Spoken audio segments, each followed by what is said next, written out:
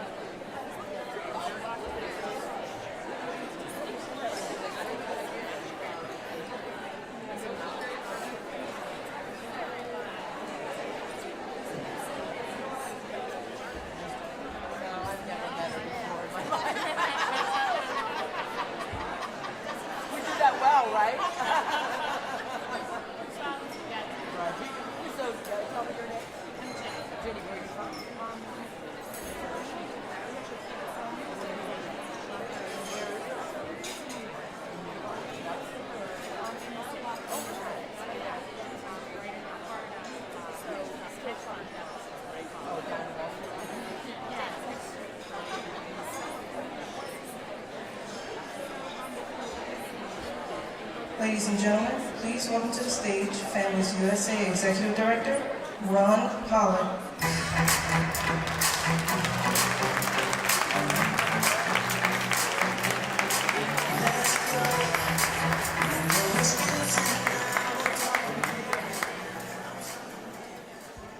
Good morning. Good morning. It's better. Are we ready to go? Fired up. All right, great. Welcome to this Health Action 2016 conference. It's the 21st time that we have this conference, and we're thrilled to see so many of you here. I think you're going to have a wonderful time over the next 2.5 days. It's great to see lots of long-standing friends, and I have to say it is also wonderful to see lots of new friends, particularly so many folks who've done incredibly wonderful work as navigators and assisters who have made the open enrollment period that just ended January 31 such a success. Please give them a hand.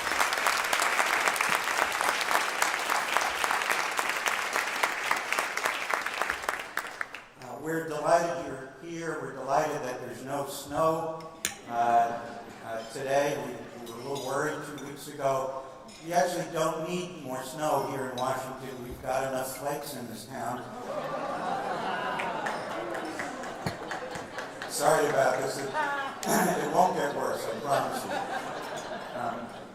So 2016 is a very important year for healthcare. And this conference will reflect the importance of the work that all of us have ahead of us during this year.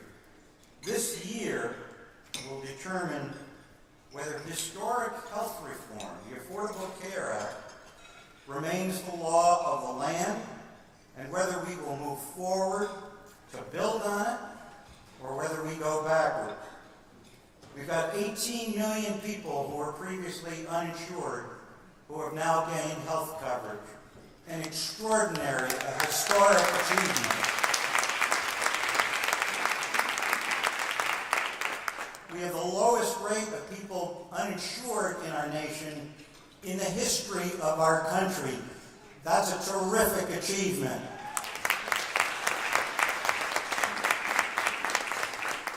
So after over 50 votes in the United States Congress to repeal the Affordable Care Act, and 2 very consequential cases before the United States Supreme Court that were designed to undermine the Affordable Care Act. The Affordable Care Act is still vibrant. We're going to build on it. It's not perfect, and we're going to make it better. This year is going to determine whether we move forward or whether we go backwards, and we certainly intend to go forward. So 2016 will determine a whole lot of other things that we will talk about here at this conference over the next 2.5 years. Will we make progress in expanding Medicaid in the 19 states that have not yet expanded health coverage for the poor? Will the critical safety net be strengthened, or will it be undermined? Are we prepared to take meaningful steps to curb fast-rising prescription drug costs that are making life-saving medicines unaffordable? What are we going to do about the unaffordability for those who have health coverage but can't pay the deductibles and the co-payments? Are we going to make progress on that? Will we extend the Children's Health Insurance Program, which is slated to end in 2017? Will we move forward on health system transformation to ensure the highest quality care at a reasonable cost for individuals and for society? Will we strengthen the enrollment infrastructure that so many of you are critical parts of, the navigators and assisters that are so critical to making sure that enrollment is going to work in the years ahead, and so that navigators and assisters play a key role, not just 3 months of an open enrollment period, but throughout the year? And will we be able to assure that health plans and networks are adequate so that people, when they get health insurance, can actually get to see a doctor and go to a hospital? These are the matters that we're going to focus on over the next 2.5 days. So welcome, enjoy, learn, get inspired, and we're thrilled that you are here. We have an extraordinary lineup this morning, but one person who we expected would be here cannot be here, but for very, very good reason. As you saw in your program, Congressman Elijah Cummings, he's the ranking member of the House Oversight and Government Reform Committee. 2 weeks ago, there was supposed to be a hearing on prescription drug costs and prices, and Congressman Cummings is the ranking Democrat on the committee that was going to hold that hearing. Well, because of the snowstorm, that hearing was postponed, and instead it is this morning. And so he sends his regrets. We will have him next year, but he's doing the right thing. He's representing all of us in today's meeting.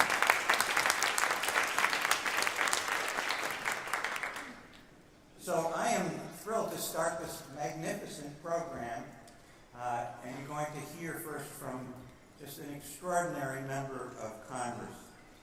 Our first distinguished speaker is the Dean of the Illinois delegation to the House of Representatives.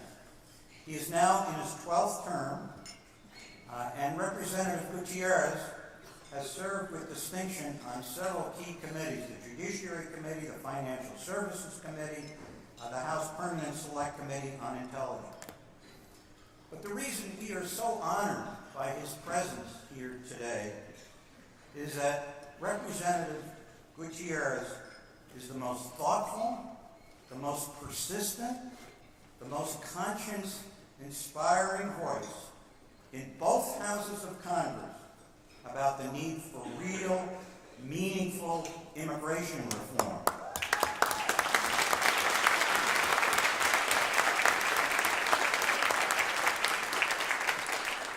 His outspoken voice is a reminder about what the immigration debate is really all about. As he knows full well, if I may borrow the words of a friend about a soon-to-be-published essay, the immigrants who don't have documentation, whether they're children or family members, who come from El Salvador and Guatemala and Honduras, they are here not so much because they want to pursue the American dream, but they are here because they're fleeing the persistent nightmare of extreme violence. And of course, the same is true also of people from Syria who want to enter this country. So this immigration debate is extraordinarily important. The immigration debate is about whether we as a nation will be true to the beautiful, caring words of Emma Lazarus, etched on the Statue of Liberty, or whether we will succumb to the divisive, crass rhetoric of self-serving political demagogues. And one of the reasons we're so thrilled that Congressman Gutierrez is here is that he's also moving the debate to the question, as we have people in this country, can they get the necessities of life, like health care? And he is leading that fight. So it is a great honor to introduce Congressman Luis Gutierrez.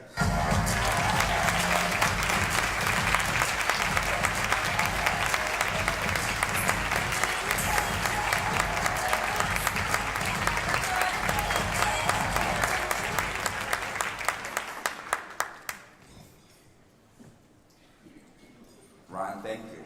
Thank you for all of the work you do, and thank you for the very generous introduction here this morning.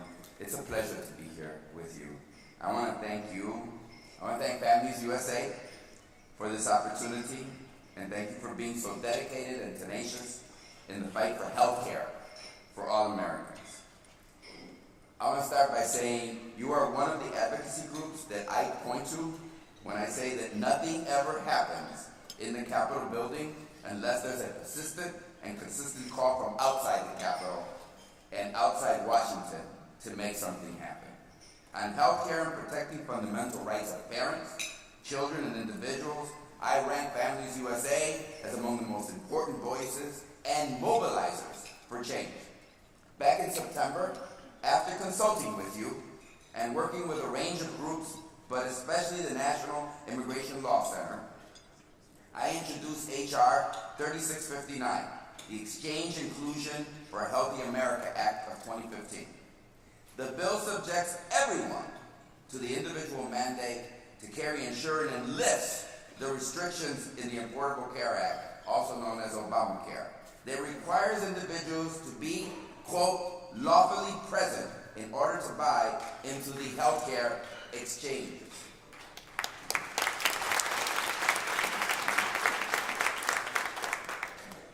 So those not covered by insurance through their employer, regardless of their immigration status, would have to purchase health insurance through the exchanges provided they establish state residency and file taxes. Surprising, most immigrants, even undocumented, file taxes. They would also have access to subsidies if they qualify. Without access to subsidies, the legislation would, I know, help some people who can afford to buy into the exchanges, but in reality, excluding undocumented immigrants and families from the subsidies means excluding them from coverage. So everyone is covered by the mandate, and everyone is covered by the opportunity for subsidies if they qualify. Fine. So what's been the reaction? Well, Breitbart on the far right and the Republicans loved my announcement. To them, it was vindication. See, we always told you that President Obama and the Democrats wanted to give free health care to those people we call illegals. In their minds, this is just welfare. It's a free ride for people who they do not see as deserving, do not see as tax-paying, and do not see as assets. And people they do not see as part of the future of America. So I got a lot of attention from the far right. I also got a lot of love from many of you in this room who know that healthcare coverage for everyone improves health coverage and outcomes for everyone. That in fact, immigrants do pay taxes, they do build a bigger, stronger economy and tax base, and that they do not live in some segregated, far-off place behind some mysterious curtain. No, the 11 million or so undocumented immigrants live in our communities. In some cases, they live in our families, and their health, their access to health care is wrapped up in my access to health care, because we also understand another fundamental truth. Even if Donald Trump becomes president, almost all of the undocumented immigrants who live and work here today will probably live and work here the rest of their lives. Most have lived here more than a decade. Yes, most of the 11 million have lived here. A third have lived here more than 15 years. They have mortgages, careers, car notes, and they're not going anywhere. As such, they are part of our communities. They are part of the risk pools of our insurance markets. They are part of our public health reality. And in the long run, their health and my health are connected. Now, that is the logical case for a bill. It makes a ton of sense to us who see immigrants not as them, but as part of us. For most Americans, I think we are making progress both on the healthcare issue and on the immigration issue, and I would hope on the intersection between immigration and healthcare. But on both matters, we are working a case to the American people about enlightened self-interest. On healthcare coverage and insuring the uninsured, we are making the case that the health situation of my neighbor, my community, and my country is wrapped up intrinsically with my personal health and my family's health. My health care for you does not mean less health care for me. No, in fact, more health care and a healthier you leads to a healthier me. We both keep costs down, we both make decisions based on health outcomes and not insurance tables. And we both are about our brother's keeper when it comes to healthy communities. On immigration, a similar logic applies. We all benefit if the immigration that is occurring happens within the legal system, not outside of it. Repressing legal immigration rather than managing it and effectively regulating it has led to the black market. And we know that one outcome of the black market is fear, exploitation, and vulnerability. And I know as a U.S. citizen that the fear and exploitation and vulnerability of my fellow workers or workers at my competitor's business impact my security and ability to support my family. In both cases, immigration and the market for healthcare coverage, there is a reality that many in Washington and many in the other party do not embrace. A reality they wish was not the case, but which actually is. I think if we keep pushing forward, we do not get tired and we do not get too beholden to one political party or the other and keep the focus on reality, we are going to achieve universal health care and a safe and legal, orderly immigration system. My legislation will hopefully soon be obsolete because we adopt a more inclusive form of health care, even more inclusive than Obamacare, and that we adopt a more sensible immigration system at the same time.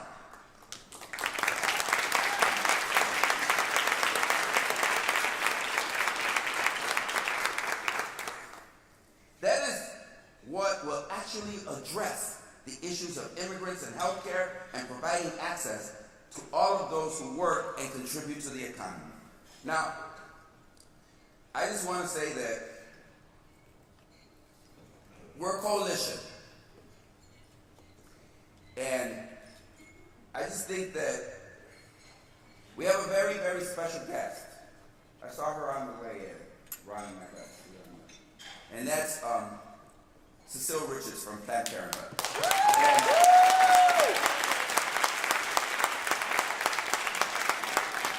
I want to make the intersection because I've learned a lot. And there is another intersection. Healthcare and immigrants. And that's Planned Parenthood. That's right. In the state of Illinois, there were 140,000 healthcare visits at Planned Parenthood sites last year in my state. 25% of them were from the 4th Congressional District that I represent. 25% of them. Women who would not receive health care from any other venue because they can't afford it. And they came to a place that is understanding, that is comforting, and that is also protecting them. That's where you get 25. And I visited the centers. There are many Latinas working at those centers, providing. And I just want to say, I think about my mom, and I think about the women my mom grew up with in the 50s, Latinas, from Puerto Rico or from Mexico, whose option was sterilization. That was the option, sterilization. What a sad reality. I don't want to go back to 1956 when I was 3 years old. I'd rather be in 2016 when I'm 62.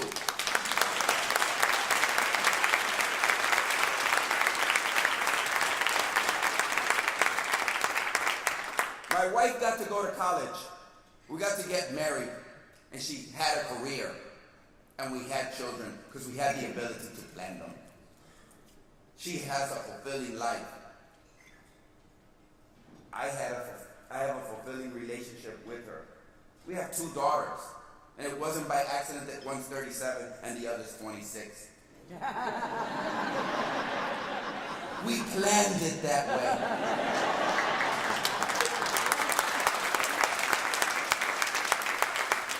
But more importantly, unlike my mother, my wife got to plan it that way. It was by design because we fought and we gained that right for her, and we're not going to turn the clock back on women's reproductive rights in this country. So, we're in it together.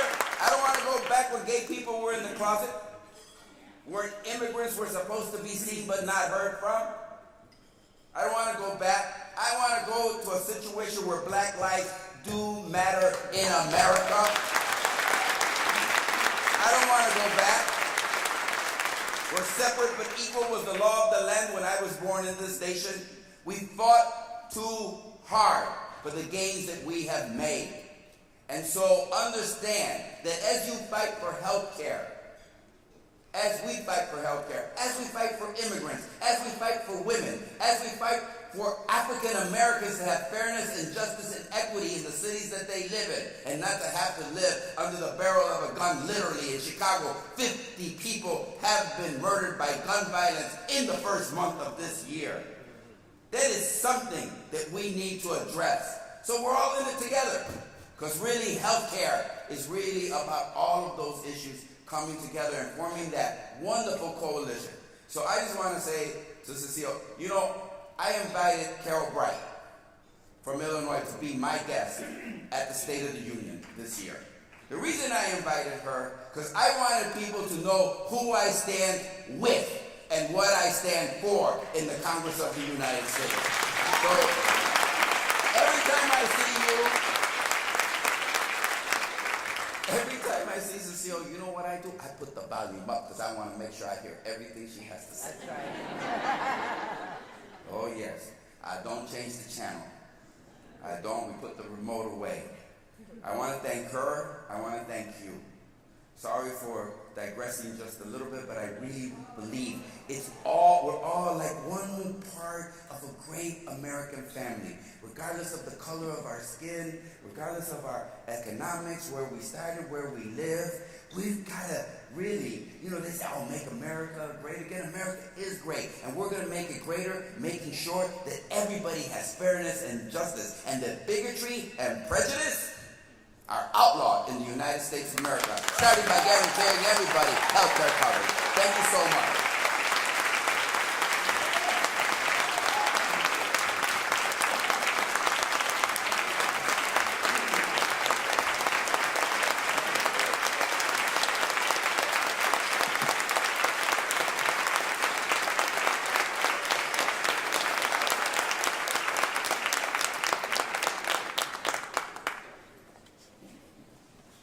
I told the congressman that he did a really good audition for being a preacher as well.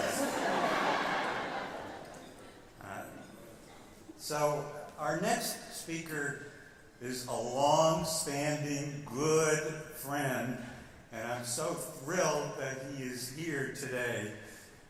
It's always an enormous pleasure to see this good friend together with his wife, Alice. I don't see Alice here yet, but both Vivek Murthy and Alice have come to numerous Families USA Health Action conferences.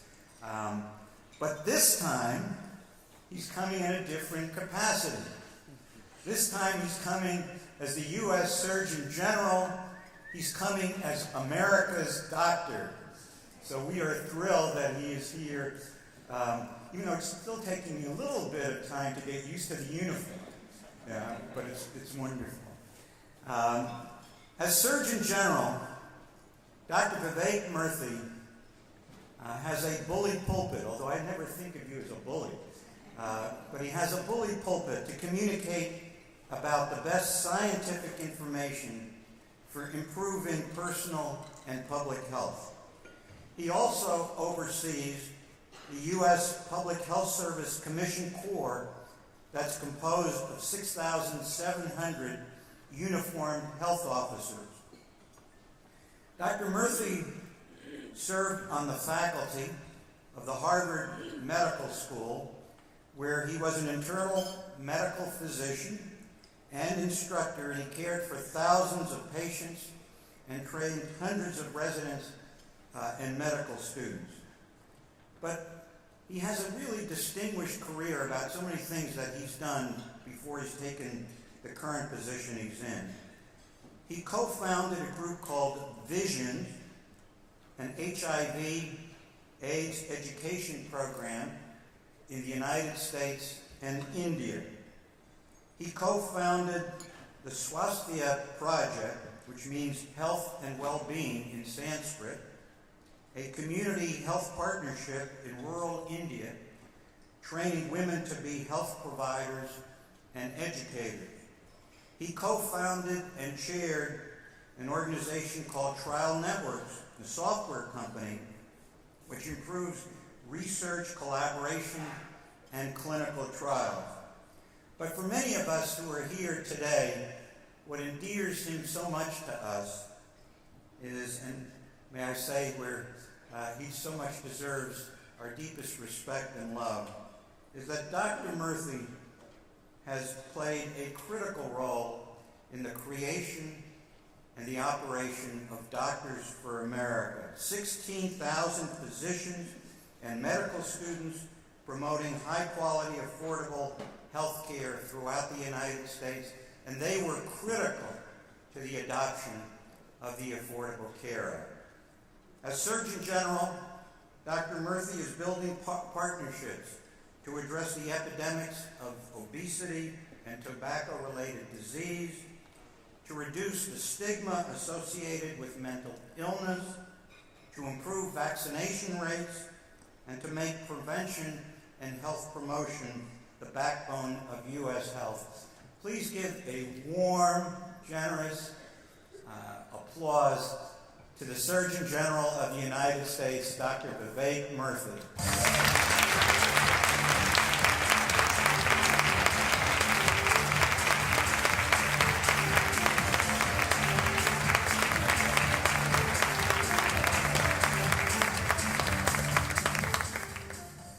Well, thank you so much, Ron, for those kind words. And I'm so happy to be here with everyone. This feels like coming home in so many ways.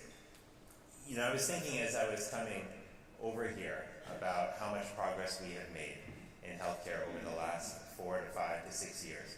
And it reminded me, in fact, of one of the first patients I took care of when I was a resident up in Boston, Massachusetts. When I trained in Boston, it was actually before Massachusetts had enacted nearly universal health care. And all of us remember those times very well in our country, regardless of what state you lived in, days when the ranks of the uninsured were big.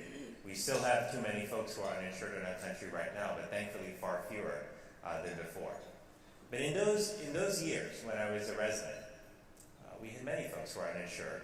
And one of them, a woman in her 40s, came into the emergency room one night when I was on call in the hospital. And I remember being called by the emergency room to come down to see her. And as her story unfolded, it was a tragic one. I learned that she was a mother, that she lived at home with her kids, with her husband, and that a few years ago she had detected that she had a lump in her breast. But she didn't have insurance. Her family wasn't terribly well off. And she did what so many women do each and every day, which is she put her kids' health and the health of her spouse above her own. She said, if there's a few dollars in the kitty, why don't we use that for our kids' checkup? Why don't we use that for my husband's doctor appointment? But she herself never really got the care that she needed.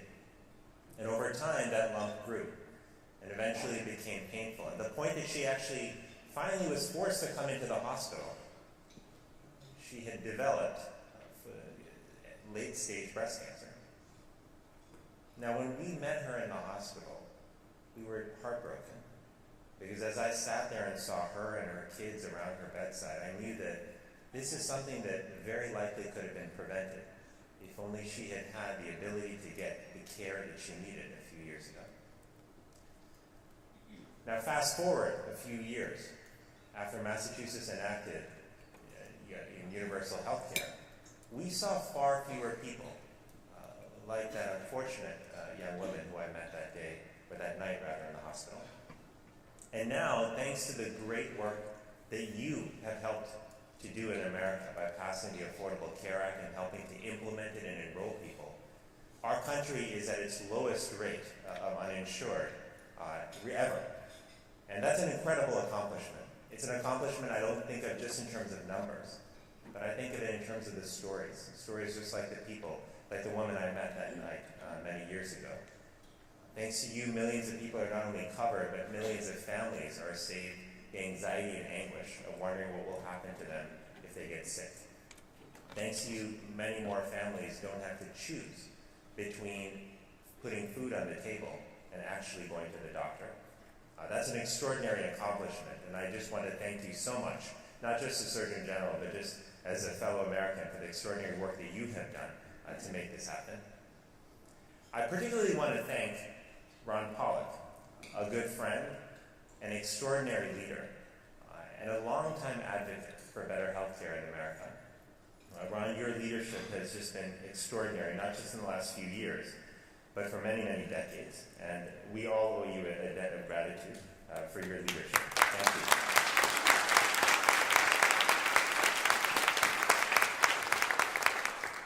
Now, as Ron mentioned, and as you may have guessed from the uniform that I'm wearing, I have the great privilege and honor of serving as our country's Surgeon General. And when I travel places, people often ask me, what does the Surgeon General do? People have heard the title, but they don't quite know what I do. And so I often explain to them that I spend my entire day sitting in a small, windowless room, stamping every box of cigarettes in America. I don't really do that. But in all seriousness, people have questions. You know, the other day I was at the airport, in fact, and I was getting onto a plane. And the woman in front of me, just as I was about to get on the plane, she said, "Oh, well, why don't you go ahead of me?" I said, "No, ma'am, that's okay. You know, I can wait my turn." She said, "No, you got to go first, because without you, we can't fly the plane." So I get that it's confusing to some people when they think about the role of the Surgeon General. But I'll tell you that my role is to, very simply put, look out for the health of all Americans. And if that sounds like a broad charge, it is. Because it involves thinking about how to prevent illness. It involves thinking about how to make sure people can get care when they're ill. And it also involves overseeing one of our country's most valuable health assets, and that's the United States Public Health Service Commission Corps. The reason I wear this uniform is because this is the uniform of the Commission Corps. And our officers deploy all across the country and the world to help out during times of public health emergencies. Last year, our officers, in fact, were deployed to Liberia, where they helped care for patients with Ebola in Liberia. Just a few days ago, we deployed a team of officers to Flint, Michigan, to help with the crisis there, a crisis that reflects a deeper structural injustice that doesn't just exist in Flint, but it exists in communities all across America, one that has manifested in the stories that we read about in the news each and every day, but which speaks to a much, much deeper problem. So it is certainly a great privilege to be able to work with the Corps to serve as Surgeon General. But one of the most exciting and privileged things I get to do is to travel around the country and to hear directly from people about what they're worried about what they care about, and about what they are doing in their communities to improve healthcare for everyone. And I want to tell you about some of the stories that I've heard. I want to tell you about some of the experiences that I've had, and I want to tell you about what they've made me think about. Because as I've traveled, I've come to realize that there are 4 major imperatives that we must consider as we think about how to answer the challenge before us, the challenge of how to create a healthier and stronger America. The first imperative that I'd like to share with you, first thing that we have to do together, is that we must figure out how to create a culture where healthy is equated with happiness and with what people want. This might seem like a simple thing, but if you think about it, that's actually not what health is equated with right now. Too often, pursuing the healthy option is associated with pain. Think about the onerous gym routine that many people have weighing on their minds, something they think they have to do to get healthy. Many people associate getting healthy with eating tasteless food. I had a friend tell me once that the quickest way for him to identify what's not so good on the menu is to look for the healthy label next to it. And sadly, that's true for far too many people. We have associated health with drudgery and hard work, and that's something that we have to change. I would love for us to be able to create a culture where the pursuit of health is not about the pursuit of pain, but it's actually about power and pleasure. And we can do that. In fact, it's happening in many places across the country. In a school, in fact, that I heard about in Roanoke, Virginia, folks there are actually introducing to kids fruits and vegetables in the early years of their life. And they're not just showing them what these fruits and vegetables are, but they're helping them make food with it, prepare dishes. I've also visited schools in LA and in Chicago, which are helping kids grow their own fruits and vegetables on the school premises. And the kids are now starting to see fruits and vegetables as not as something that you're forced to eat at the dinner table, but as a source of fascination and wonder. And whether it's in Roanoke or Chicago or LA, these kids are then going home and they're asking their parents for these fruits and vegetables. Their parents sometimes don't know where to get them. They don't even know what those fruits and vegetables are. But in Roanoke, the school was prepared. And they were ready to provide parents with recipes, with directions on where to get those fruits and vegetables at affordable prices, and with instructions on how to actually prepare those dishes for their children. That's an example of how we can change culture around health, particularly around food, to make it a source of pleasure instead of a source of pain. I think that each of us, if we think about it, even if we don't have a megaphone through which we can change culture for the entire country, we can change culture in a certain sphere in our lives, whether it be our own family, the school that we teach in, the advocacy organization we work in, the business that we operate in each other every day. And it's those cultural changes that can make a big difference in the long term for the health of the people who work in businesses and who study in schools. The second imperative I want to share with you is actually about the environment and the importance of the environment when it comes to health. Now, I'm not just talking about climate change. I want to make that clear. I'm talking about the built environment in which each one of us live. There is a notion that we sometimes have in our country that health is all about individual responsibility. That if I'm overweight, that it's because I made the wrong decisions about what to eat and it's my fault. Now, to be sure, individual responsibility has a role to play in health, and I want to be very clear about that. But the environment in which we live is a powerful determinant of health as well. In fact, I would say just as powerful. When I was a young attending in Brigham and Women's Hospital in Boston, I cared for a young woman once in her early 30s who came in with a severe leg infection. She had a long history of dealing with health challenges. When she was young, she noticed she was having trouble with her weight as early as middle school, was told she was obese when she was in high school, developed diabetes a few years after that. And it was shortly after that that the infection started in her legs. Initially, they were easy to treat with just oral antibiotics. Then later, they were more resistant and required her to come into the hospital for intravenous antibiotics. And by the time I saw her, the infections she developed were so resistant that even despite a number of strong IV antibiotics, she ended up with sepsis, with the bacteria spreading to her bloodstream and nearly killing her. Now, fortunately, she turned the corner. And when I saw her in the hospital and had a chance to talk to her about her larger history of illness. It was clear to me that people told her many times over the years that she should walk outside. It would help her lose weight. But they didn't realize that she lived in a neighborhood where walking outside put you at risk of getting mugged or getting shot. People had told her you should eat fruits and vegetables. Those will be good for you. They'll help you lose weight. They hadn't realized that in her neighborhood, there were no fruits and vegetables that were available for miles and miles, and certainly not at affordable prices. So the environment matters. It affects our health. It affects our choices. And if we don't pay attention to the environment, then we lose out on an incredible opportunity to improve health. And this is particularly important for our kids, because right now, poverty in America affects 1 in 5 children. And poverty impacts access to healthy foods. It makes it difficult for people to simply walk outside. And it places children and adults at risk for countless traumas from violence and other hardships. And all of these are rooted in the environment and can have an impact on health. The third imperative that I want to share with you is around going outside the body. Because I've realized that if we really want to improve health, we have to focus not only on the body, but also on the mind and on the spirit. These are all important dimensions of one's health.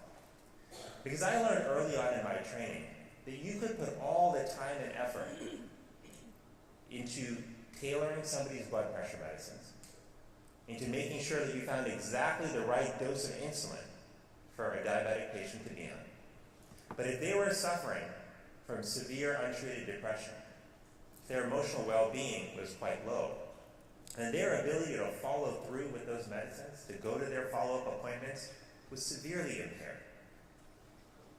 So the mind and the spirit matter. We can't divorce them from health. And in fact, the converse is that when we pay attention to mental health, when we pay attention to emotional well-being, that can have dramatic impacts on physical health. I want to make a side comment, a clarification here about emotional well-being. Because when I say emotional well-being, a lot of people think about mental illness. But our goal in America is not just to prevent mental illness. It's actually to improve emotional well-being. It's not just to get people to a place where they're doing tolerably. It's to get them to a place where they're functioning in their highest capacity. That's what emotional well-being is about.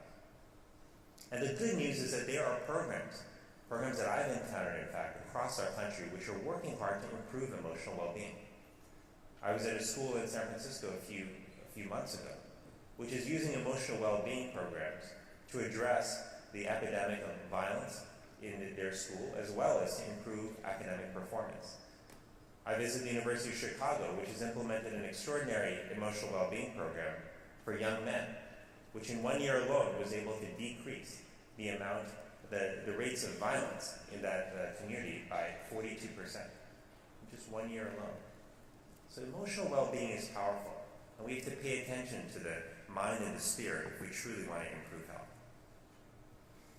But fourth and finally, we have to remember and celebrate that we live in an absolutely extraordinary nation. And you might ask me, why is this important? Why is this a key part of getting healthy? Well, it's important because if we forget it, and we often do, if we fail to celebrate what is good about our country, then we cannot cultivate it further. And that's a problem. And I'll tell you that I've traveled the country, I've seen just how extraordinary our nation is. I've seen that our schools and universities are filled with some of the best athletic and academic talent in the world. I've seen that we have a diversity of races and ethnicities and backgrounds in our country that's unmatched around the world. And I've seen that we are the cutting edge of medicine and science and of art and of music. But it can be easy to forget how blessed we are, because our airwaves are often filled with voices and headlines that seek to tell us otherwise. If you just turn on the TV or read the newspaper, sometimes what you hear are a consistent chorus of voices that tell us everything that's wrong with America, that tell us why the future is dark, that tell us why we should be scared. But it's up to us as leaders and as citizens, as parents and as family members, to reject these dark views. It's up to us to remember who we are and what we are capable of. And we have to remind each other of that often. And that's why this conference, and this is why all of you are so important. Because this conference is an acknowledgement of all the good that we have done collectively as a country. It's also a recognition of all the good that we still have to do, and that we still can do if we work together. The final question that rests with me so often when I end my days, when I come home after a long trip, is can we inspire people in our country to choose possibility over pessimism? Can we inspire people to choose possibility over pessimism? And I believe we can, but I believe we can only do it if we're doing it together. There's a common belief in our country that America was built on rugged individualism, and I'm sure all of you have heard that. But I don't think that's entirely the case. I don't think that's the full story. Because securing the health of our communities is actually more than an individual journey. It's something that will require collective action. The work that was done to implement a landmark healthcare law in which all of you were a part, that work was a result of collective action. That wasn't the product of rugged individualism. And the history of our nation, our greatest moments, have in fact been moments of collective action. We fought a revolution to begin this nation together. We fought a civil rights battle as a country together. We responded to 9/11, to countless other tragedies that have struck, both man-made and natural, by mobilizing and coming together to help heal communities that were in trouble. And to me, this is very personal. Because I just got married a few months ago, in August, to Alice, who rhymed as well. Oh, thank you. Give Alice a hand. She's much better than I am. And, since getting married, I've been thinking about, Alice and I have both been thinking about what it would be like to have kids. And I've been thinking, if I were so blessed in particular to have a daughter, I've been thinking a lot about how would I bring up a daughter with Alice in a world that is so often built for a man, in a world that doesn't often encourage women to be themselves, that doesn't often encourage them and empower them to claim their own identities.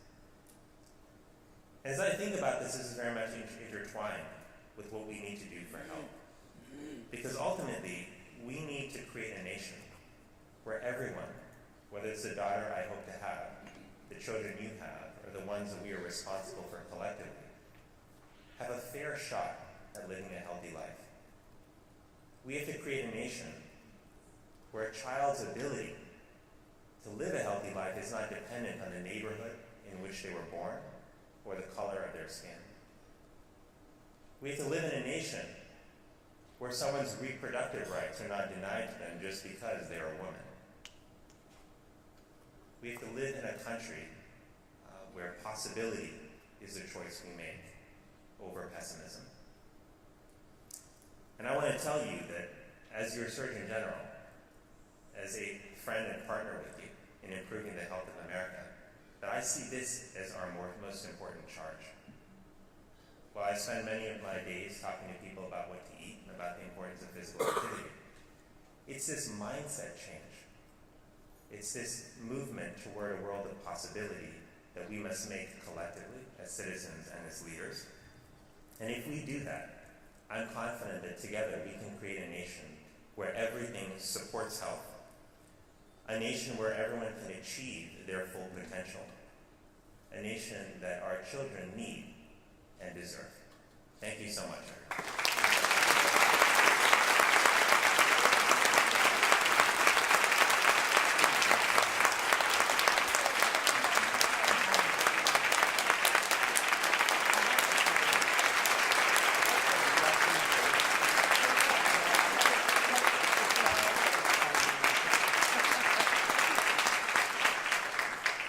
by the time that Dr. Murphy finishes his tenure as Surgeon General, I think we will all be able to say he was the most extraordinary, the most capable Surgeon General in the history of our country. So we're really thrilled.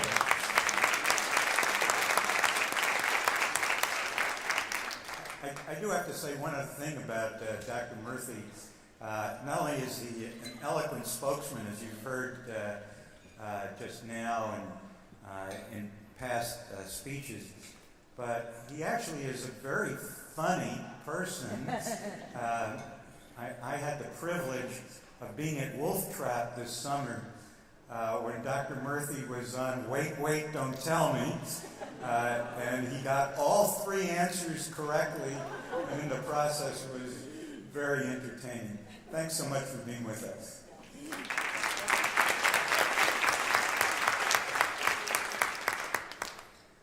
So I know so many people here have been eager to see and hear our next speaker. You know, one of the things that happens behind the scenes at Families USA that you don't see, hopefully the conference goes well and you think everything is going like something like clockwork, but there really is an internal competition in the organization as who's going to greet our next speaker. And thankfully, Caitlin and Lydia deserve that accolade, and they were thrilled to be able to do so. So it is a real pleasure to introduce our next speaker, who is a true friend. And I'm not going to start by saying she's got the easiest job in America. But there is nobody who could do that job so well as Cecile Richards. She is the perfect leader of an essential organization at this most critical time.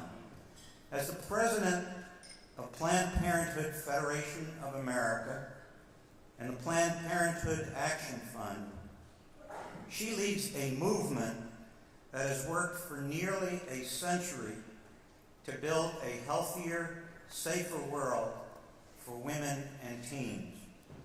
Approximately 700 Planned Parenthood affiliated health centers provide health services annually for 2.7 million patients.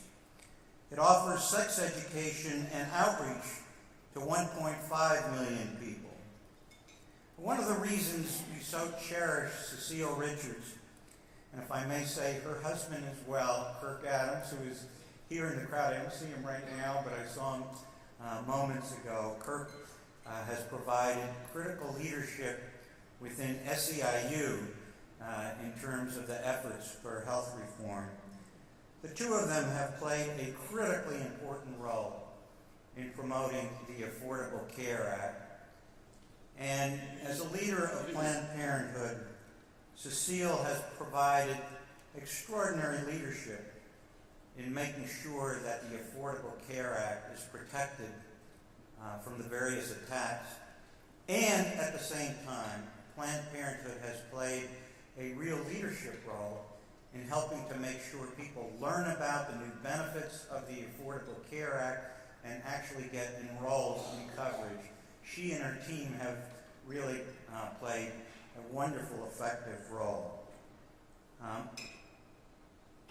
Cecile Richards comes to the position having terrific experience in other ways that made her the perfect leader of Planned Parenthood. She was the Deputy Chief of Staff for Democratic leader Nancy Pelosi. She was the founder and president of America Votes, and she's been an organizer of workers in the hotel, healthcare, and janitorial industries. So please give the warmest welcome to our friend, the leader of Planned Parenthood, Cecile Richards.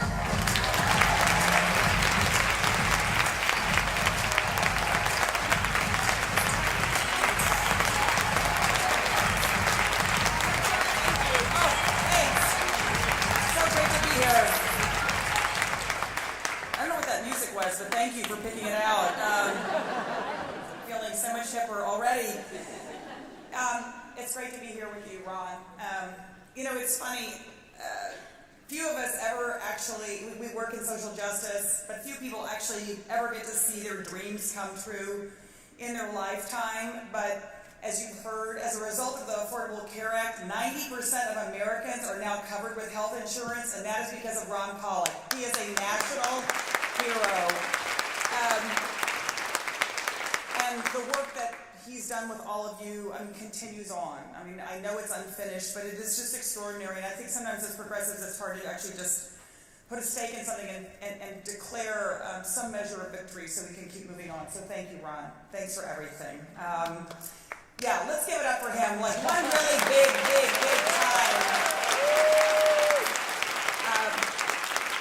And of course, it's a real honor to get to share this stage with a personal hero of mine, Surgeon General Vivek Murthy.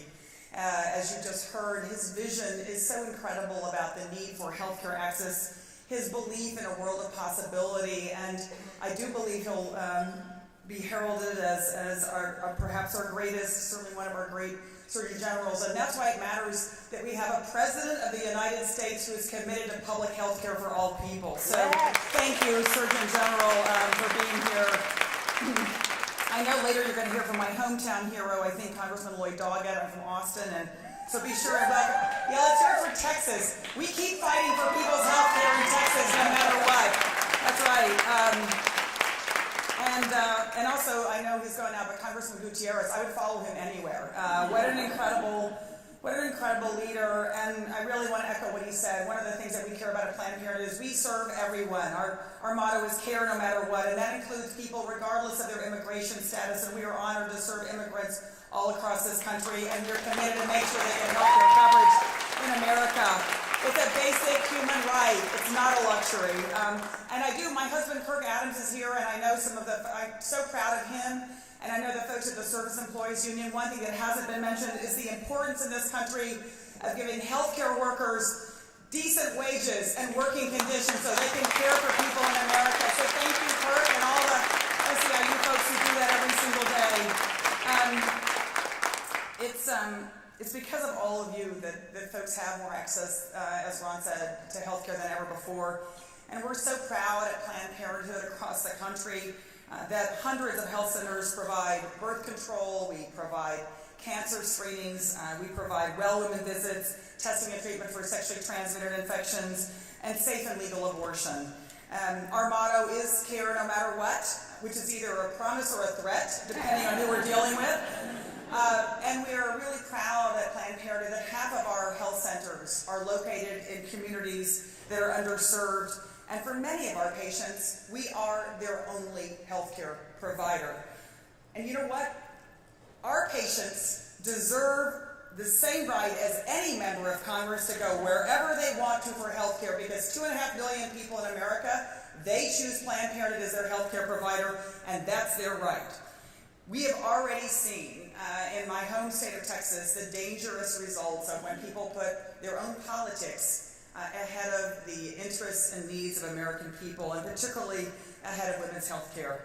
There was a report that actually just came out last night from the New England Journal of Medicine about the devastation that women in Texas have faced since the Texas legislature and the governor ended the women's health program. And it was entirely as a result of their effort to shut down Planned Parenthood. 82 family planning centers in the state of Texas have closed that serve low-income Texans. Isn't that incredible? And now thousands of women in the state are not getting basic preventive health care. And this is 2015. That is unacceptable in America. And I think, as has been mentioned before, it's worth remembering what a difference this does make. And I hope the Surgeon General does have those kids that he wants. Because we forget that the ability of women to choose when or whether to have children, I would argue that's the most fundamental decision we get to make in our lifetime. And that ability to make that decision has changed everything for us.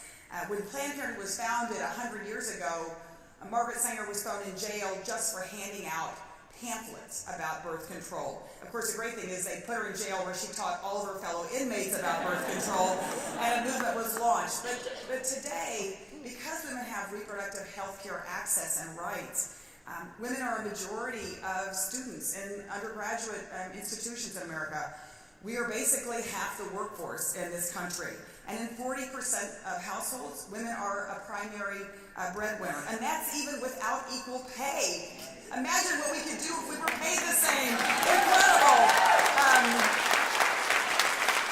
And it's also happened because we have political ability. I mean, now, women are not only, we're half the law school students, we earn half the medical degrees. There are 3 women on the Supreme Court.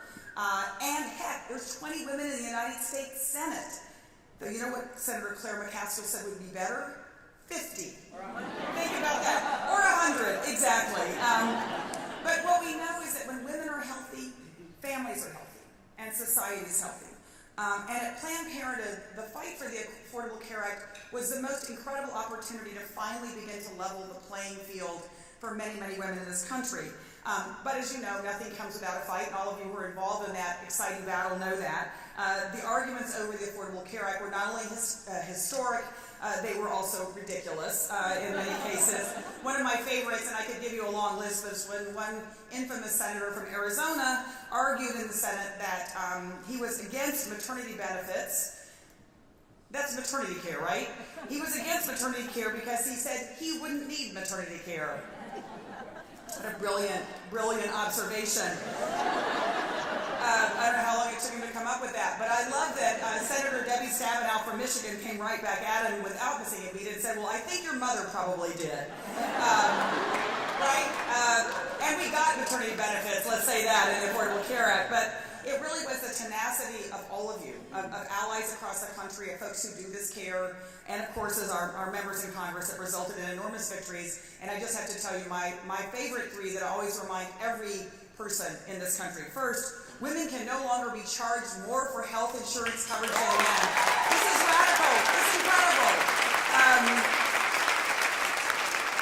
Number 2, women can no longer be denied health insurance coverage because we've had a baby, or because we're pregnant, or because we've had breast cancer. Being a woman is no longer a pre-existing condition in America, and that is huge, and that is forever. And of course, as a parent of 3, I'll say one of my favorites is that parents can keep their children on their health insurance until they're 26. Hallelujah. It's made a difference for families everywhere. But of course, as Ron is intimated, getting the bill passed, getting the bill signed was just the beginning. And one of the most contentious fights in the country was, as you know, over whether birth control would actually be covered as preventive care. I mean, we had hundreds of thousands of communications to the White House. Thousands of people come to Washington to lobby. There were rallies on college campuses with young people dressed up in birth control packs all across America, all in support of birth control coverage and insurance plans. And in all my years of organizing, and I've been an organizer my entire life, there was never a sweeter moment than when my phone rang and it was President Barack Obama. Yeah, just sit with that for a minute. Actually, it never happened in my life. But he was calling to tell me that he was about to announce at the White House that from now on, going forward, every single woman, no matter where they worked in America, would get birth control coverage with no copay. That is absolutely revolutionary. And as you would imagine, when the benefit first went into effect, women are faxing us and taking pictures of their birth control receipts from the pharmacy with 0 copay. Today, 55 million women are eligible for no-cost birth control in America, and in the first year alone, they saved $1.4 billion on birth control pills. Okay, that's amazing. And for any of these folks, politicians who say birth control is a social issue, that's only if you've never had to pay for it. It is a revolutionary, it's changing opportunities for women everywhere. But just like you, we knew, and as Ron mentioned, getting this incredible insurance coverage is no good unless you have somebody to help sign you up, right? So we did what we do best, which is we got hundreds of organizers around the country, and they began to door knock, hit the streets from Phoenix to Dallas and everywhere in between. And we sent out our community canvassers to try to educate folks about what was available to them. And folks were eager for that information, and sometimes even in the most unexpected ways. One of my favorite door knocking stories was the young woman who was dressed in her Planned Parenthood pink with her satchel, walking around Michigan, and a man like runs down the street, practically tackling her, said, "Are you from Planned Parenthood?" She said, "Yeah." She said, "Well, do you have emergency contraception?" Well, she said, "Well, sure, at the local health center." He says, No, my girlfriend needs it like right now. So we're proud to provide care no matter what. But it does kind of make it real. And we're so proud of our sisters all across the country that are helping to sign people up. Like Cameron from Planned Parenthood in Des Moines, who's here today. So thank you, Cameron, for being here, and all the other Planned Parenthood sisters. And they're, this is how it happens, person to person. Enrolling folks like Cassie, a woman in Texas. She has 3 children. She'd only ever had health insurance when she was pregnant. She came in and we enrolled her, and she said getting that health care coverage was like an enormous weight off her shoulders, because now not only is she covered, but all her kids are as well. We're committed to enrolling everyone who's eligible, and we are so committed to this fight to expand Medicaid access in every single country in America, and we won't stop until it happens. I know we work with folks like the Montana Women's Vote and the Montana Health Network that I think are here today, and Planned Parenthood working with covering kids and families in Indiana. And I think there's no better, sweeter recent victory than the fact that the new governor in Louisiana expanded Medicaid access day 2 in office. That is huge. Because, my friends, I'm from the South. If we can make it happen in Louisiana, we can make it happen anywhere. And I think the other thing I just wanted to mention is that at Planned Parenthood, we're thinking about all new ways to pioneer reducing barriers for care and getting access to people where they are, not just where we are. And for a lot of those folks, they're young people, and where they are is on their phone.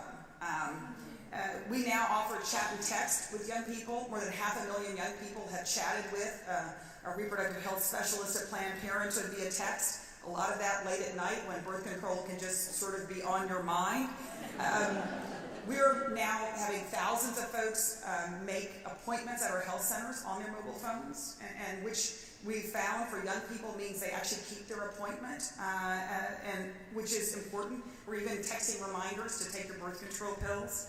And now we're actually using video conferencing in some states to help link people that may be far away from a health center with direct care. One of my favorites recent stories was a patient who lives in a remote village in the Arctic Circle, 500 miles from the nearest healthcare provider. So she video chatted with our clinic in Seattle, and 5 days later, a float plane delivered birth control to her Arctic village. Now that's what I call healthcare access, and that's what we have to do. But I know that technology alone can't solve all the access issues we have and the barriers folks have. We still have to get clinicians into communities. And so we've been very proud over the last 5 years. We've led a major initiative in the southern United States to expand access where the need is enormous.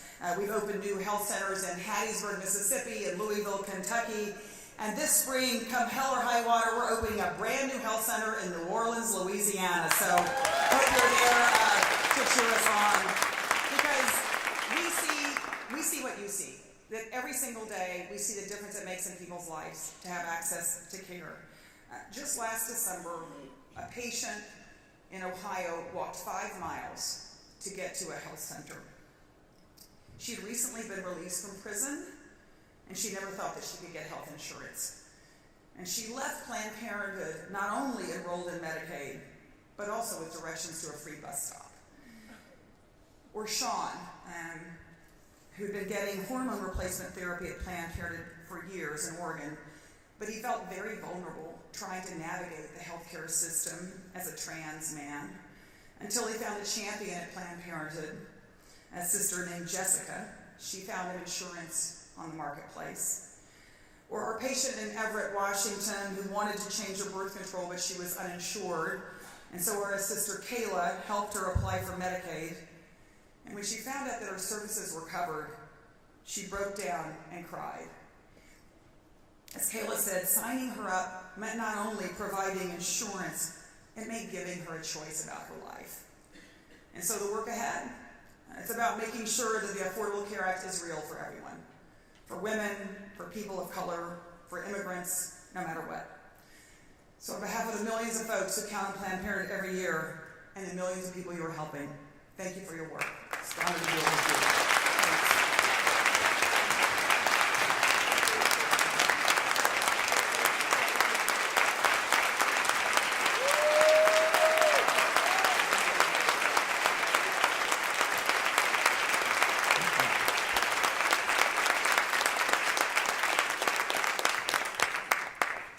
So before we introduce the next speaker, our Master of Ceremonies, our Director of Health Action 2016, Patrick Willard, has a number of announcements. Thank you, Ron. Ron is the captain of the ship, and I'm the cruise director. So it's my time to talk a little bit now. And one of the things we want to do, here we have a little bit of time where you can actually do something about this conference to let people know what you're hearing. We've had a great opening, and so I want everybody to start tweeting using the hashtag HA2016. Now's your chance to do it. Talk about Cecile Richards and what she had to say, Congressman Gutierrez. Now's your chance to do it. Let's see if we can get HA2016 trending out there, because we want people to know about all the great work that's going on that you're doing, but also about all the great speakers we've got here at the conference here today. As Ron said, I am the Health Action Team Director at Families USA. That means that when I'm not acting as cruise director for this conference, I operate a team that works with many of you out in the States, and also with the critical people at Families USA, who are the members of our health policy teams. We have health policy teams in Medicaid, health equity, health systems transformation, the private insurance market, and enrollment. And they're providing the research and information that are going to help you out in the States make a difference in terms of what you do in your state legislatures or what you do around enrollment assistance. And so let's, as Ron said, give a hand to all of those enrollment assistants who just finished up their work, doing a great job in closing out the open enrollment for OE3.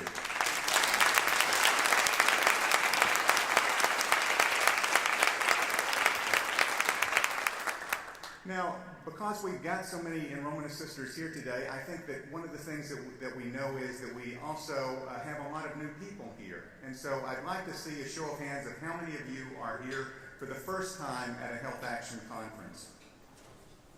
And so if we just look around the room,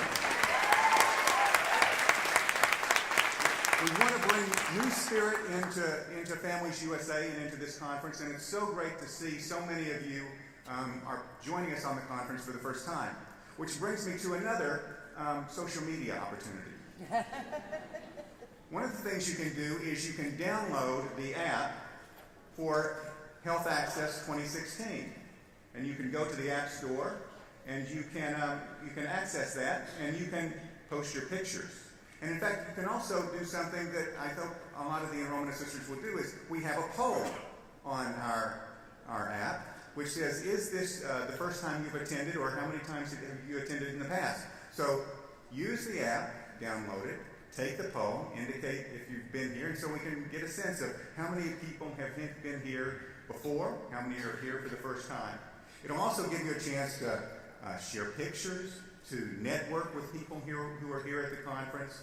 We'll also be doing some games later on that people can participate in. But you have the chance to go on that and post things about the conference and network together. One of the things that I posted here is something that I took from the Surgeon General's approach, which is we're going to have the pain-free 5K tomorrow morning. It's all about possibilities. And so anyone that wants to do a 5K tomorrow morning at 7 o'clock can join us in the lobby upstairs, and you can join us, and then we can add that to our app work that we're doing for the conference.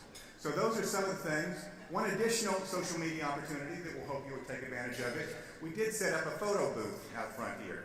And so we've got the selfie sticks, so you can take the photos with the selfie sticks. You can put on any manner of props that you want to as part of that, and be able to do that as part of sharing some of the fun that we've got for Health Action. Cecile Richards was talking about Mardi Gras, are talking about Louisiana, and Mardi Gras is going to be next week. So we have the opportunity. We got plenty of beads out there. So if you want to put on the Mardi Gras stuff and get ready for next Tuesday, that'll be good too. So those are just some of the opportunities. The main thing is we want you to learn a lot here. We're going to have some great workshops coming up. We have some additional speakers that are going to be joining us. But have a good time and tweet about it and let everybody else know what a good time you're having here at HA2016. So thanks so much.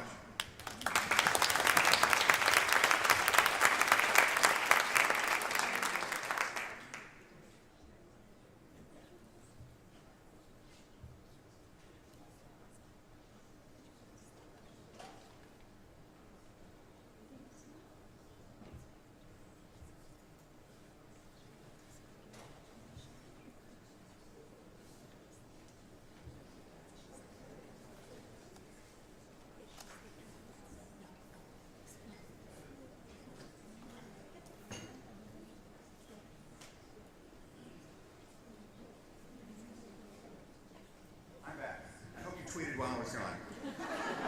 One of the things I needed to mention is that this year we have some sponsors for our Health Action Conference that we want to make sure and thank for their participation and helping us bring this event on and put it on for you. So I'd like to take a moment to just recognize the sponsors that we have or the donors that have contributed to this conference.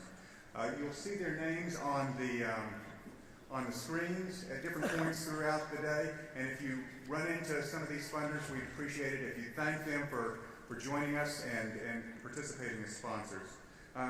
They are the Gordon and Betty Moore Foundation, the Missouri Foundation for Health,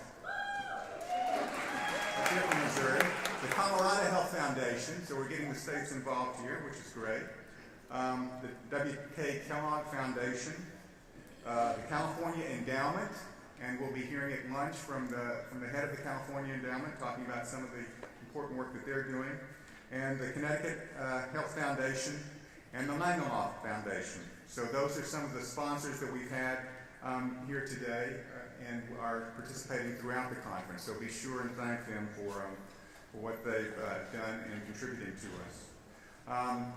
We will be having, the workshops will be starting at about 10:30. And they will be in rooms throughout the hotel. We don't have them all on this level, so be sure and check where your workshops are located in the program. And when you go to those at 10:30, we will come back here after the workshop sessions for lunch, which will be the opportunity to hear from Bob Ross with the California Endowment Foundation at that time. And then we will have another workshop session following that. This evening, at 5 o'clock, we will be having a reception to honor our Health Action Award winners. You know, every year we give a series of a couple of Health Action Advocate Awards and a Health Equity Award. And we're having a reception tonight to toast those award winners, and then we'll be making the presentation of the awards to the award winners at lunch on Friday as part of our networking luncheon on Friday. So there is the opportunity for the reception tonight to both toast them and then again to honor them on Friday at the luncheon. So those are just some of the programming plans we've got going forward, but we're ready now for the next speaker, so thank you so much.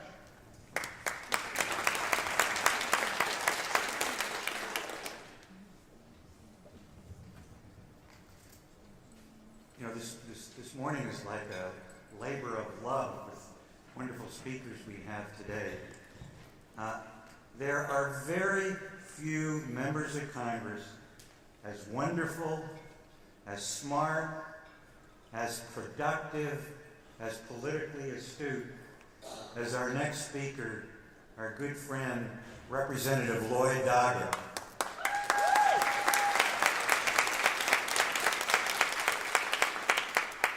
Most recently, we at Families USA have had the continuing opportunity to work together with him on key matters that he is providing leadership on. About 3 months ago, Congressman Doggett introduced the End Surprise Billing Act, which is so important because so many people go to a hospital, it's in-network, they figure they're not going to have big out-of-pocket costs, and then all of a sudden they learn that the anesthesiologist who took care of them during an operation is out of network, and they get stuck with a huge bill of thousands and thousands of dollars. We've got to stop that. And Representative Doggett is providing leadership in forming the Prescription Drug Pricing Task Force because he wants to make sure that people don't have to make a choice between filling a prescription and paying the rent.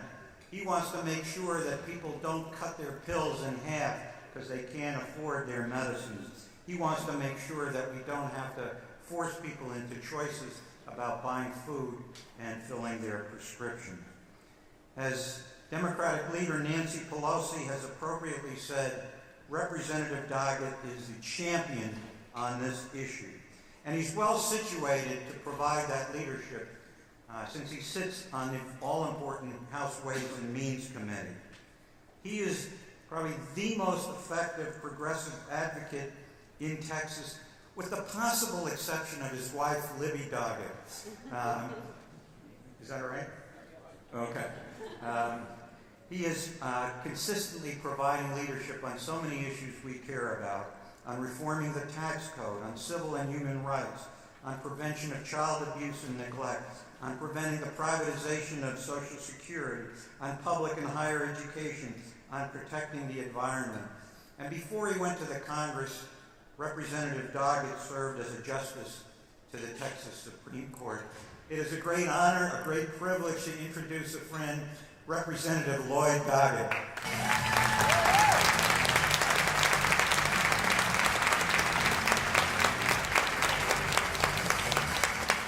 Well, thank you, Ron, for that generous introduction, which I know is really just trying to get along with me after putting me on the program after Cecile Richards.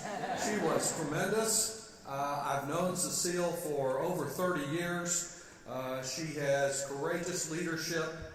She tied her congressional inquisitors in knots and stood up to those phony filmmakers who are now indicted as the criminals of the law.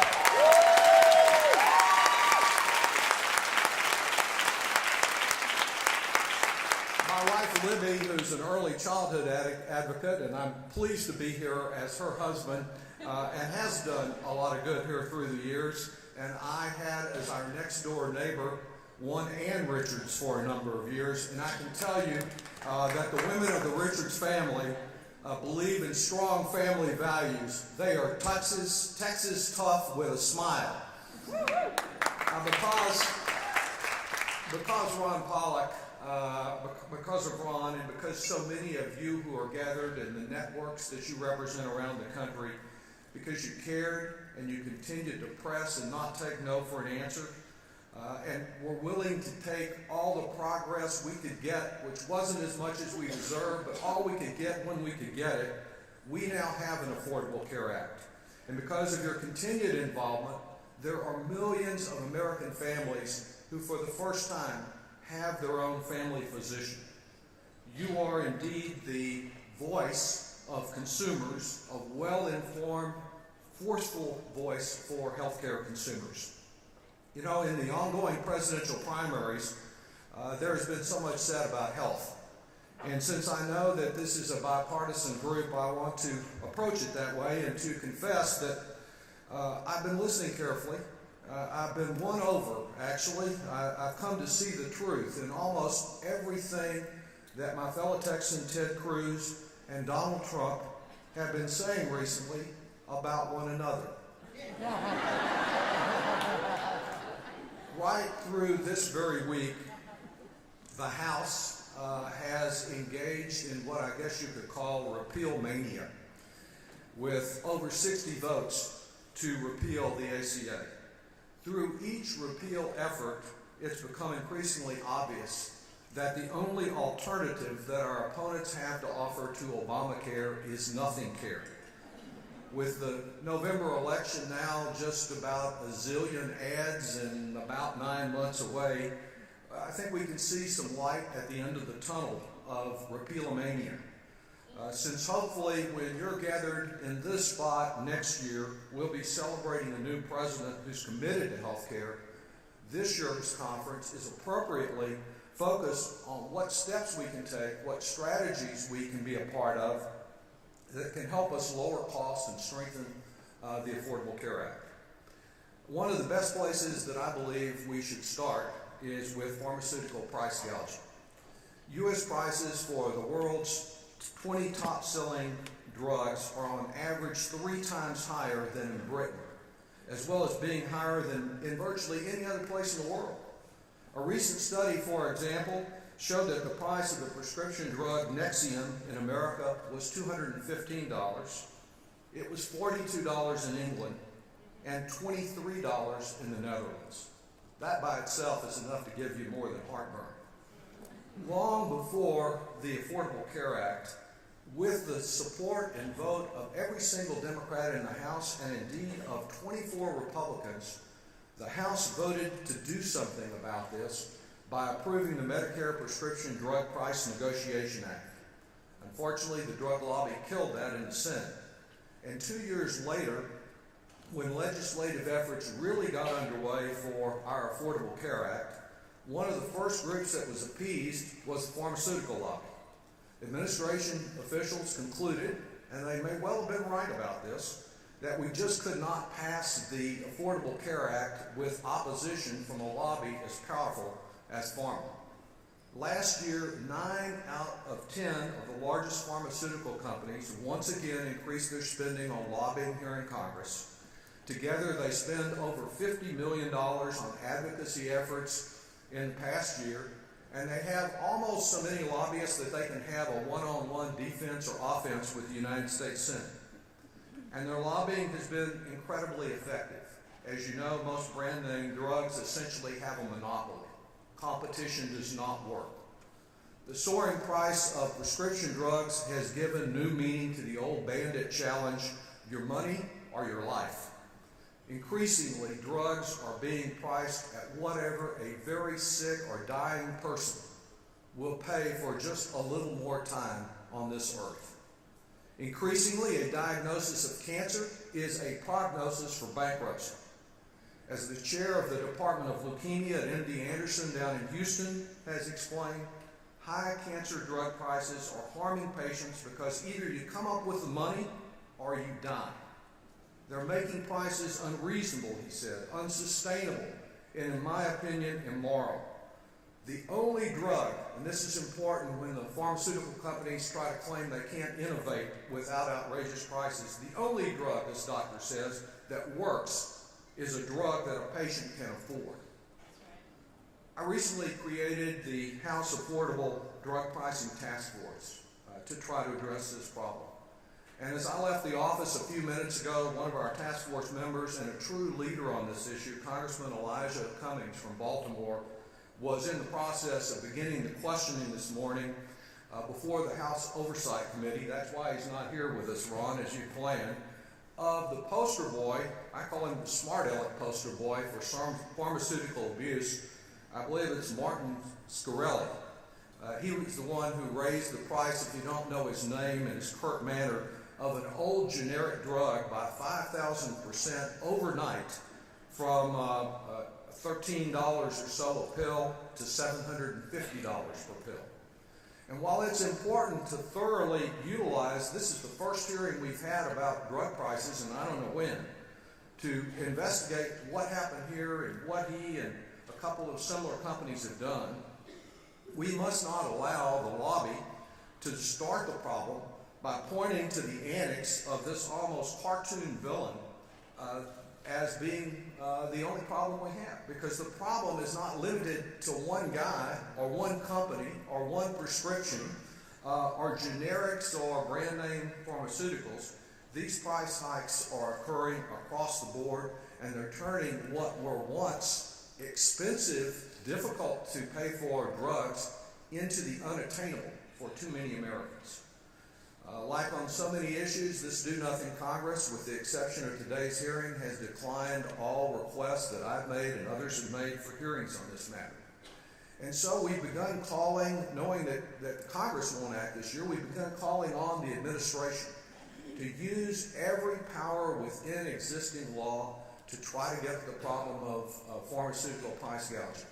They can't do it all under existing law, but just for example, reacting positively to a request that 50 of us in the House have made to the National Institutes of Health and Health and Human Services Secretary Burwell, that they utilize a law that was actually written by Bob Dole a long time ago, that when taxpayers pay for the research that leads to something, they ought to be able to put some restraint on it. There ought to be something in it for the taxpayers, especially from some of these companies that spend much more on marketing drugs than they do on researching drugs.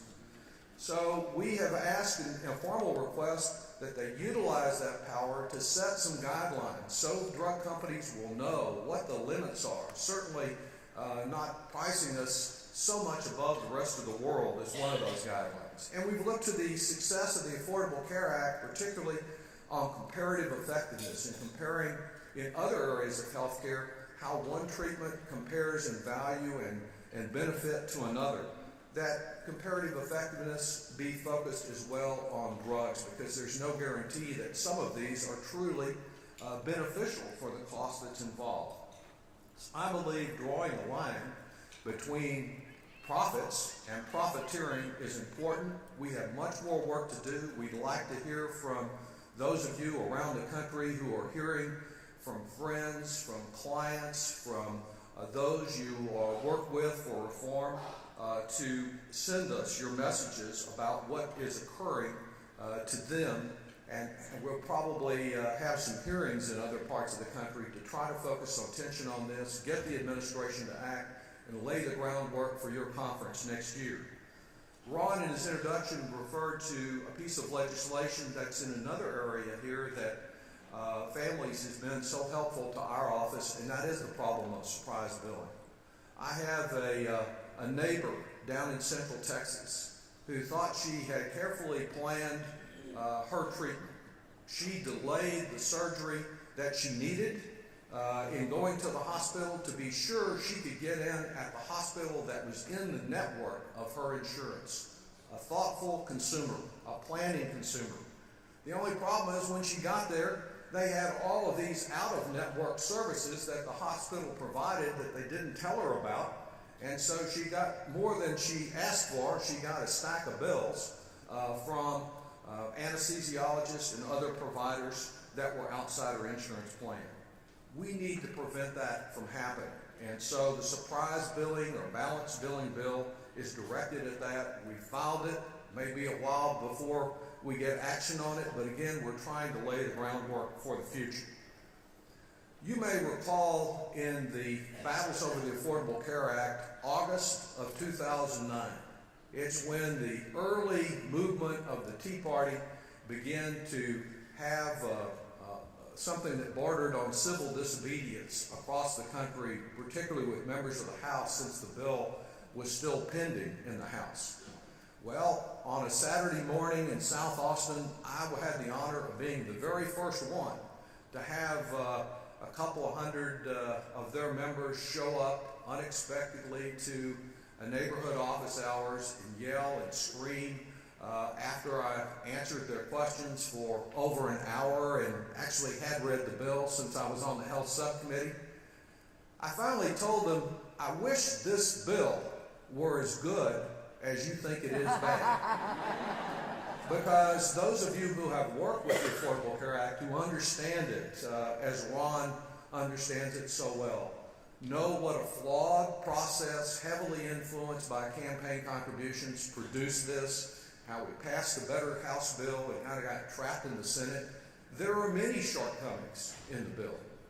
I look forward to a time that working with you, whether it's on pharmaceutical prices or surprise billing or a host of other areas that we need to work on to see that it is truly affordable, and that we are looking not only at the premium, but the co-pays and the deductibles and the other things that get in the way of people getting health care, that together we can make the Affordable Care Act with reform, with strengthening it, with moving away from repeal-mania to strengthening and improving, that we can make the Affordable Care Act as good as they thought it was bad. Thank you so much.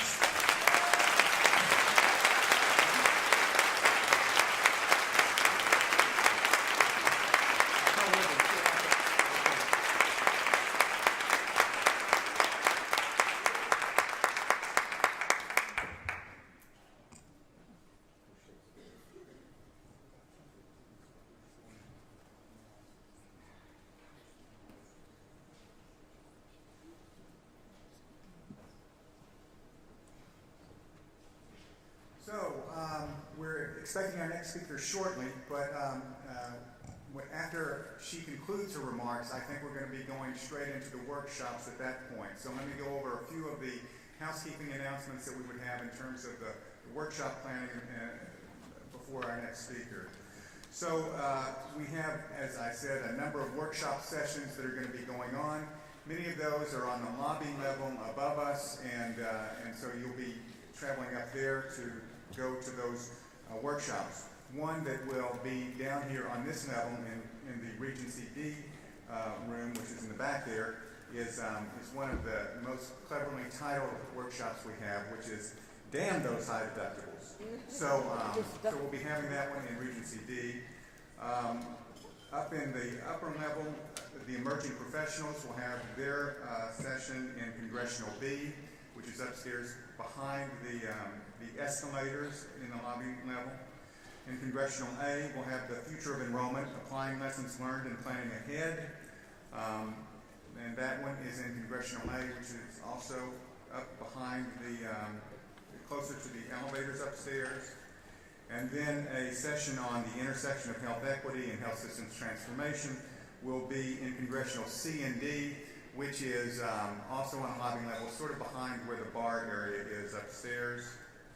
The session on Medicaid expansion and 1115 waivers, in which we'll be reviewing some of those 1115 waivers that have been granted in Medicaid expansion states, which will include Sarah Howe from Montana Women Vote, one of our Consumer Award winners. That is going to be in Capital A, which is at the top of the escalator, and then you will turn to the left.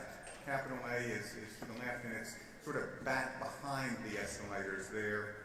And then the session on social media strategies, which is all about trying to figure out how we can use social media better to do campaigns in states and build grassroots support for campaigns in states.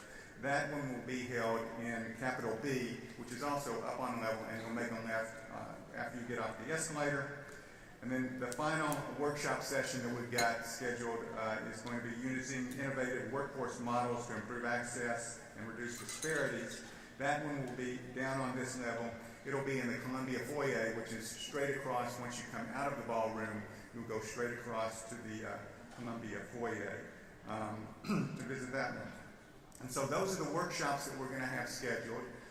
The workshops will go until about 12 o'clock. There'll be a break between 12:15 and to come back down here for lunch. And at lunch we'll have Bob Ross and a conversation about Health for All and what that movement is doing in California as well as across the country. And so we're looking forward to that for our luncheon speeches. So at this point, I think if everybody could take the time to go ahead and download the app and to tweet about the conference, and we'll have our next speaker here within the next few minutes. Thanks so much.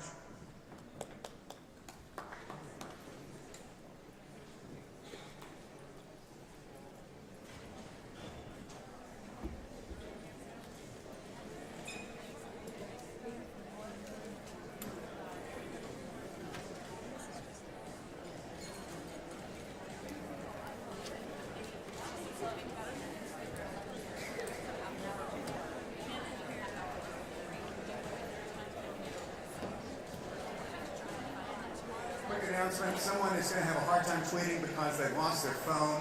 Their phone was found in the women's restroom, and so if you lost your phone in the women's restroom, we have that back at the registration desk, and you can check for it there.